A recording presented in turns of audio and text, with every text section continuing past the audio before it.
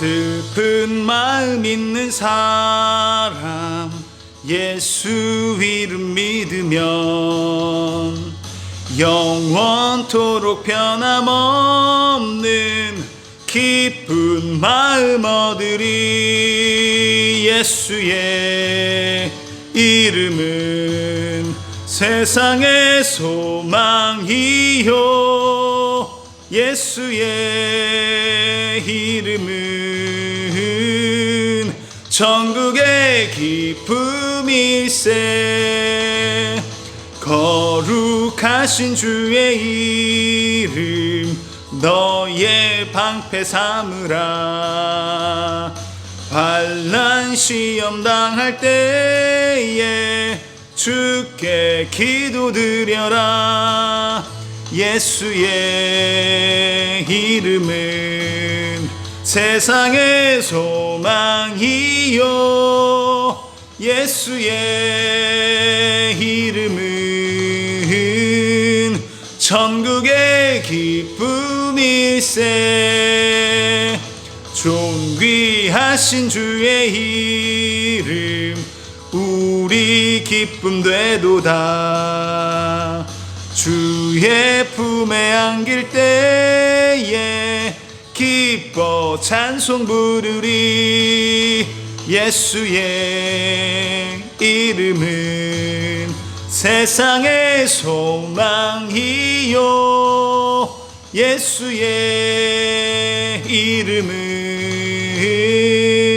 천국의 기쁨일세. 아멘.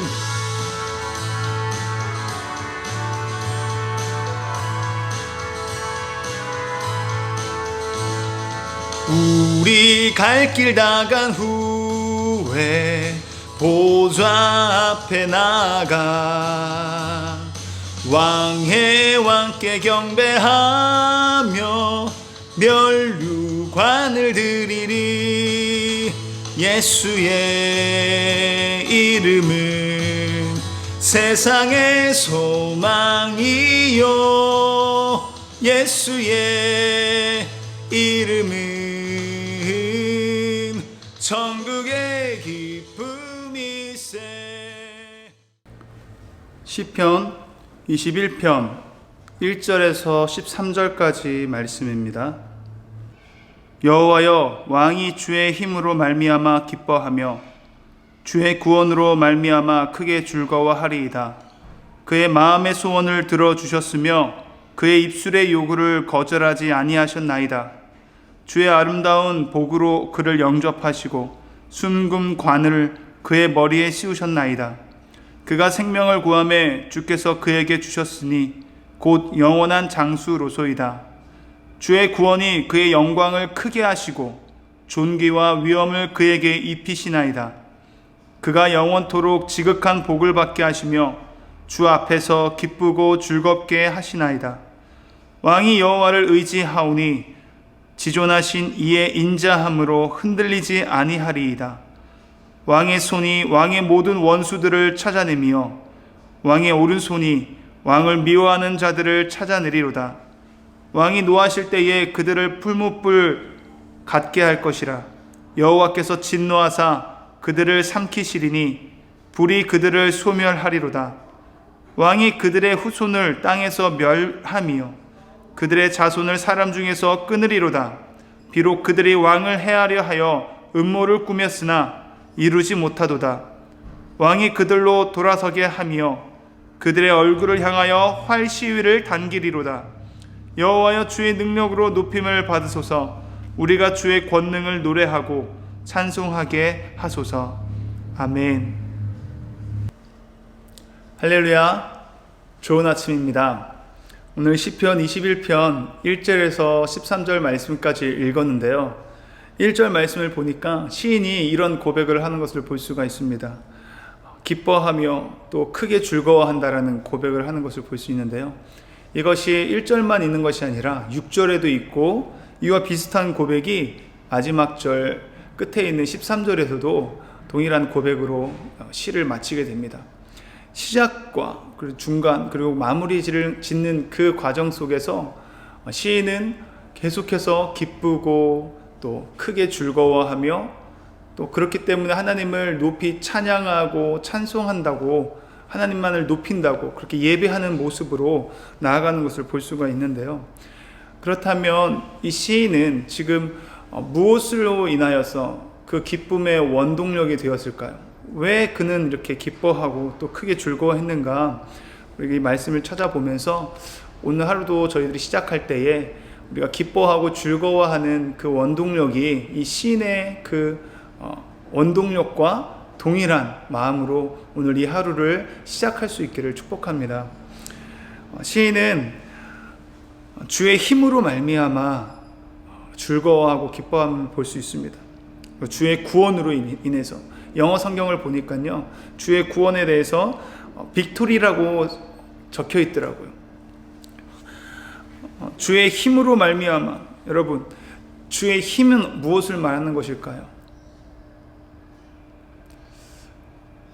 시인은 세상의 어떤 힘을 의지하지 않았다는 것입니다. 오직 하나님만을 의지했는데, 그럴 수 있었던 것은 세상의 것은 다 변하는 것을 시인은 알고 있었어요. 세상의 것은 다 없어질 것들이라는 것을 알고 있었습니다. 뿐만 아니라 시인은 많은 사람들을 또 만났을 거 아니에요. 그러면서 그 관계를 가지면서 사람은 믿을 것이 아니구나 라는 것을 또 알았을 것입니다. 다윗은 자신의 사랑하는 아들에게 배신을 당했잖아요. 시인이 의지할 만한 분, 시인이 붙들어야 할 분은 오직 하나님 한 분뿐이었음을 고백하고 있는 것입니다. 그분은 반석 같은 분이시고 산성 같은 분이시기 때문에 절대로 흔들리지 않는, 그분의 나에게 하신 약속은 반드시 이루시고야만은 그 하나님을 의지했다는 것이죠. 그 하나님이 자신의 힘이라고 고백하고, 그렇기 때문에 그 하나님만을 의지하는 삶을 살아갈 때 그가 누렸던 승리들을 회상하면서 그 하나님을 즐거워하고 기뻐할 수 있다라고 고백했었던 것입니다. 우리 6절에도 보면요, 그가 영원토록 지극한 복을 받게 하시며 주 앞에서 기쁘고 즐거워한다라고 되어 있습니다. 하나님의 임재 안에 갇혀 있었다는 것입니다. 하나님을 의지하고 그 하나님의 임재 안에서, 주님 앞에서 그는 살아갔던 사람이었어요. 그리고 13절에도 그렇게 또 고백을 한 것을 볼 수 있습니다. 주의 능력으로 말미암아, 주의 권능으로 말미암아 시인은 크게 즐거워하고 기뻐할 수 있다라고 말씀하고 있습니다. 근데 오늘 문장을 보면요, 이 기쁘고 즐거워하는 것이 하나님으로 말미암은 것이지만, 그가 기뻐하고 즐거워할 수 있었던 것은 하나님께서 그렇게 기뻐하게 하셨고 즐거워하게 하셨다는 것입니다. 이것은 내가 인위적으로 막 기쁘고 즐거워하려고 했던 것이 아니라 세상에서 비교할 수 없는 하늘로부터 오는 그 평안과 기쁨과 위로가 있었다라는 거예요. 하나님이 기쁘시게 해준다는 것입니다. 하나님이 기쁘시게 하고 즐겁게 한다면 그것을 끊을 자가 없고 그 즐거움과 기쁨을 막을 자가 없는 줄 믿습니다. 오늘 시인은 그렇게 고백하고 있어요. 기쁘고 즐겁게 하시나이다. 노래하고 찬송하게 하소서. 하나님께서 나를 그렇게 기쁘고 즐겁게 만들고 나를 찬송하게 해달라고 이야기하고 있는 것을 볼 수 있습니다. 더 구체적으로 2절 말씀에 시인은 이렇게 말을 합니다. 그의 마음의 소원을 들어주셨으며, 시인의 마음의 소원을 들어주셨다고 하고, 또 그의 입술의 요구를 거절하지 않았다고 합니다. 시인의 소원은 무엇일까요? 시인의 마음의 소원은 내가 이 세상에서 야욕을 가지고 내가 성공을 위해서 나아가는 그런 소원이 아니었습니다. 자기의 이익을 위한 그런 소원이 아니었어요. 자신의 사적인 이득을 취하려는 모습이 아니었습니다. 시인의 소원의 마음은 다른 것이 아니라 먼저 그의 나라와 의를 구하는 마음이었어요. 하나님의 꿈을 이루어드리고 하나님의 나라를 그의 삶을 통해서 확장해 나가기를 원했던 마음이었습니다. 그의 입술의 요구도 마찬가지예요. 그의 입술의 요구도 하나님, 내가 저 영혼을 구원하기를 원합니다. 하나님, 내가 나의 삶을 통해서, 내 입술을 통해서 하나님의 영광만 나타나고 드러날 수 있기를 원합니다. 그런 소원과 마음의 소원과 입술의 요구가 아니었겠습니까? 그렇기 때문에 하나님께서는 그에게 당신의 아름다운 복으로 그를 환영하고 영접하고 있는 것을 볼 수가 있어요. 그리고 그의 머리에 관을 씌워주셨다라고 이야기하고 있습니다. 저와 여러분도 오늘 하루를 살아가면서 우리의 마음의 소원과 그리고 우리 입술의 요구들이 내 사적인 이득을 취하려고 하는 내 야욕을 이루기 위해서가 아니라, 내가 성공을 위해서, 내 뜻을 위해서가 아니라 먼저 그의 나라와 의를 위해 살아갈 수 있는 저 여러분이 되었으면 좋겠습니다. 그런 사람은 생각이나 내 마음이 항상 하나님으로 충만하고 또 하나님의 임재와 하나님의 얼굴만을 구하며 주님에게 그 모든 초점을 고정해서 맞춰서 살아가는 삶인 줄 믿습니다.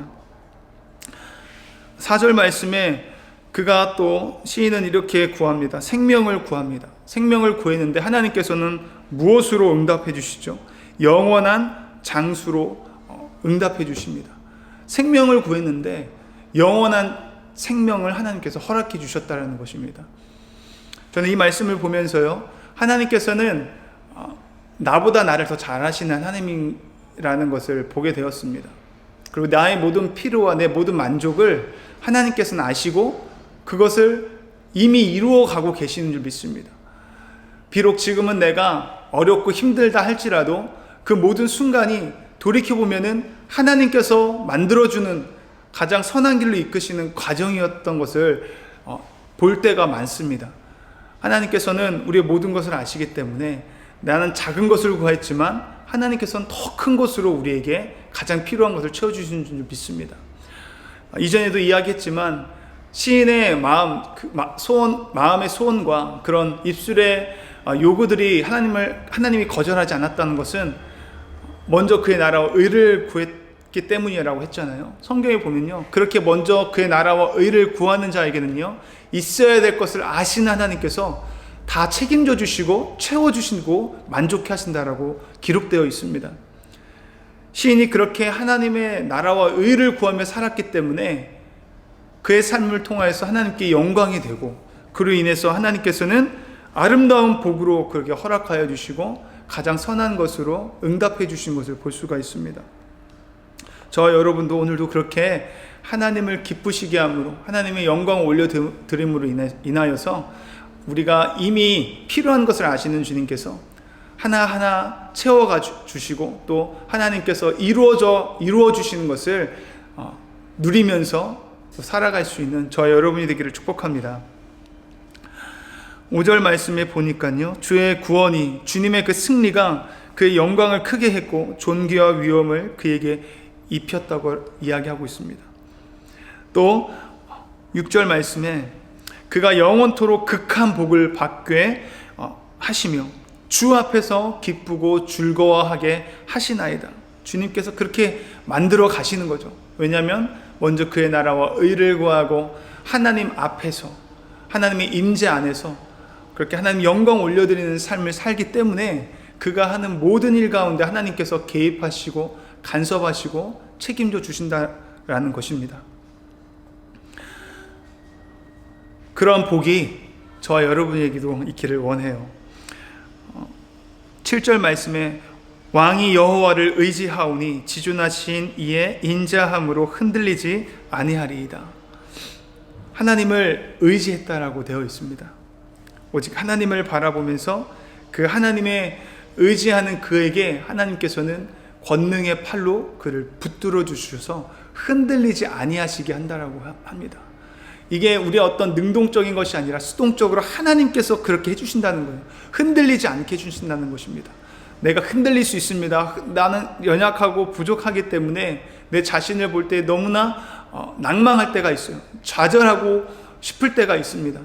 근데 그때에도 하나님께서는 하나님을 의지하는 자들에게 흔들리지 않게 해주신다고 말씀하고 있고, 하나님의 임재 안에 갇혀서 살아가는 자들은 기뻐할 수 없는 그 상황 가운데서도 하나님께서 기쁘시게 해주시고 즐거워하게 해주신다라는 것입니다.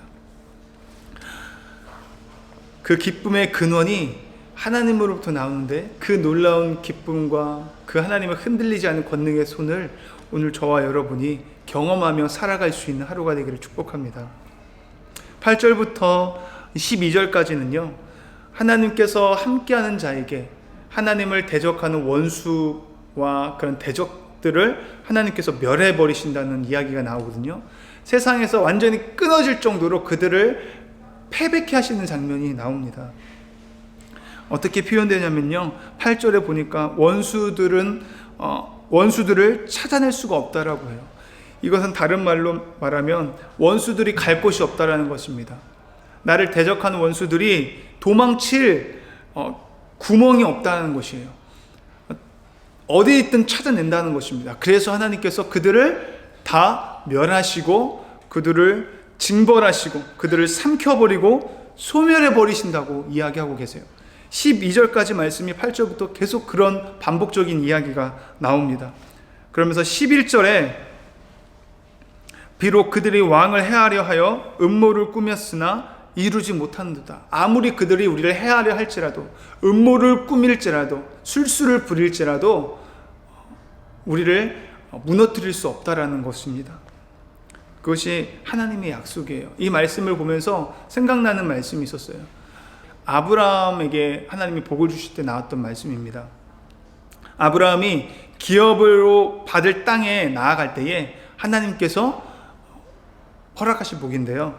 창세기 12장 2절에서 3절까지 말씀입니다. 내가 너로 큰 민족을 이루고 내게 복을 주어 내 이름을 창대케 하리니 너는 복의 근원이 될지라. 너를 축복하는 자에게는 복을 내리고 너를 저주하는 자에게는 저주를 내가 내리리니 땅의 모든 족속이 너를 인하여 복을 얻을 것이니라 하심이니라. 아멘.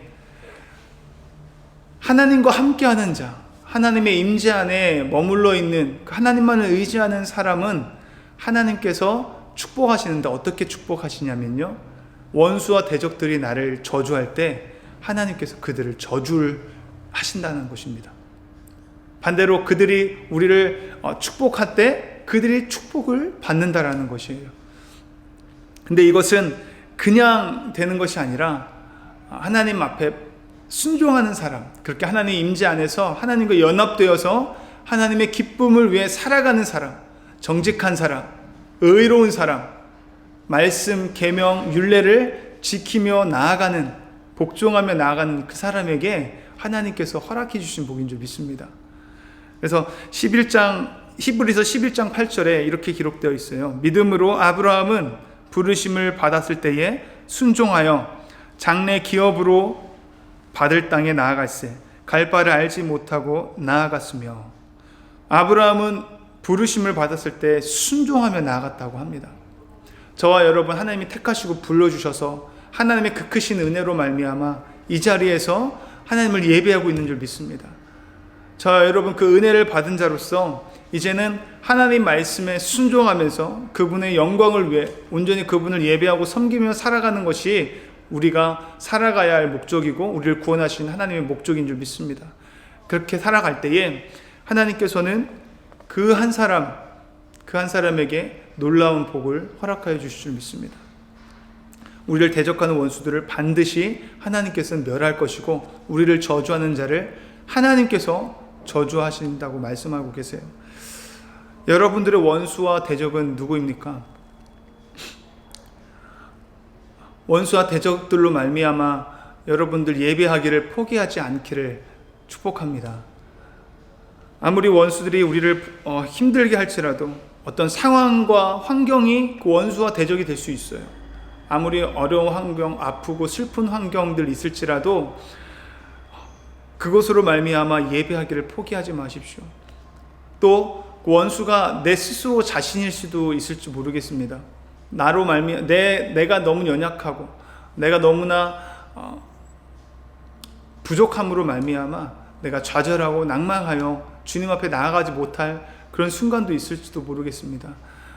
그때도 예배를 포기하지 마시고 더욱더 하나님을 앞에 나아가 하나님께 엎드리고 나아갈 수 있기를 축복합니다. 하나님이 반드시 우리를 책임져 주실 것이고, 그리고 하나님께서 그 모든 것들을 싸워 나아가 주시고 하나님께서 책임져 주신다는, 하나님께서 간섭하시면 승리할 수 있을 것이라는 그 믿음을 가지고, 그 확신을 가지고 더욱 하나님을 의지하며 그 임재 안에 갇혀 살아갈 때에 하나님께서는 반드시 우리로 하여금 승리케 하시고 그 하나님 승리케 하시는 그 하나님을 경험케 될 줄 믿습니다. 절대 예배를 포기하지 마십시오. 그렇게 나아가는 자를 하나님께서는 주목하고 계신 줄 믿습니다. 오늘 하루를 살아갈 때 그렇게 하나님 앞에서 예배를 포기하지 않고 그 하나님으로 말미암아 감사하며 기뻐하며 크게 즐거워하며 나아갈 때에 하나님께서는 저와 여러분들을 주목하고 우리와 함께 하셔서 가장 선한 길로 인도하시고 주님께서 이끌어 주실 줄 믿습니다. 오늘 그렇게 하나님의 이끌림 받을 수 있는, 하나님께 주목받을 수 있는 하루가 되기를 축복합니다. 기도하시겠습니다. 하나님 아버지 감사합니다. 오늘도 우리에게 생명을 허락하여 주셔서 하루의 첫 시간을 주님 앞에 나와 찬양과 또 말씀과 기도로 나아갈 수 있게 하심을 감사합니다. 오늘 이 말씀을 기억할 수 있게 도와주시옵소서. 우리의 기쁨과 그 즐거움의 원동력이 주님의 권능과 주님의 힘과 주님이 승리하심으로 말미암아 주님과 함께함으로 말미암아 그 놀라운 기쁨과 즐거움을 누릴 수 있는 오늘 하루가 될 수 있게 도와주시옵소서. 주님께서 그렇게 기쁘게 해주실 것이고 또 우리를 흔들리지 않게 하여 주시고 책임져 주실 것을 믿습니다. 그 하나님을 더욱더 의지하면서 오늘 예배하기를 포기하지 않는 저희를 될 수 있게 도와주시옵소서. 그래서 주님께서 주목하는 그러한 한 사람의 예배자로 서 있을 수 있는 오늘 하루가 될 수 있게 하여 주시옵소서. 예수님의 이름으로 감사드리며 기도드렸습니다. 아멘.